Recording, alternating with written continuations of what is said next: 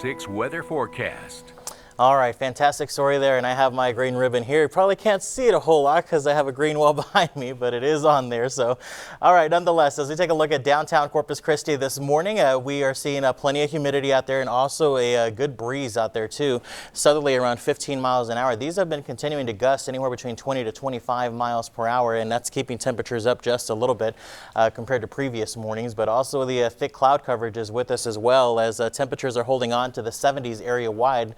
Previous mornings we had some upper 60s, but that's not the case this morning. In fact, it's almost near 80 degrees from the Naval Air Station, Aransas Pass, Ingleside on the Bay, and up towards Rockport as well. Here's a look at those current wind gusts, around 22 miles an hour officially out at the airport, up the road in Portland as well, and almost 25 miles an hour out at the Naval Air Station. So again, there is a breezy gust out there, especially near the coastline, not so much for the inland areas. Now, as we look at the hour-by-hour forecast for the rest of the day, I think we'll hold on to a fair amount of some cloud coverage for today. It'll allow us to at least some shade out there if you're going to be working outdoors for a prolonged period of time, and already 87 degrees prior to the midday hour, and we're still going to manage to get into those low 90s despite some extra cloud coverage out there, and that sustained southeasterly wind really going around 20 to 30 miles an hour. We could see gusts approaching 35, even 40 miles per hour later on this afternoon. So that's why we have small craft advisories for the bays near shore and offshore water, so boaters and mariners continue to use caution there.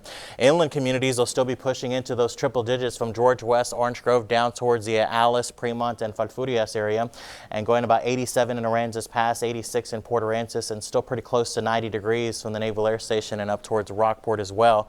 And of course, our inland communities are still going to be feeling the triple digits no matter what as far as the humidity and feels like forecast is concerned. That'll be pushing around 105 to 108 degrees, and the same can be said as we head into tomorrow afternoon as well. So at the top of the show, we were talking about that Saharan dust. It's already making its way from Africa over to the Atlantic and continuing to push in our general direction. And again, this moves over the Atlantic every 3 to 5 days, and it's around 2 to 2.5 miles thick, but about 1 mile above the surface. But some of that can mix down towards the surface where we live, and peaks mid-June to mid-August, and as we told you earlier, can cause some respiratory issues, but it does cause some vibrant sunrises and sunsets, and it also limits tropical activity. Speaking of which, a lot of the Atlantic is pretty quiet at this time. No tropical development is expected over the next 5 days. However, the 6 weather team is continuing to watch this area of low pressure off into the Western Caribbean. Nothing to be concerned about right now, but again, over the course of next week, early next week, we'll be watching that pretty closely. But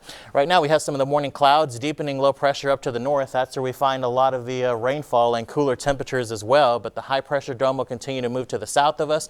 This little frontal boundary will come in late Sunday going on into early next week, and that's when we'll start to introduce just a couple of isolated showers in the forecast. But in the meantime, humid, hot, and windy there, and then as we head towards Sunday, Monday, and Tuesday, it's not a lot of rain, but we'll have a few isolated showers.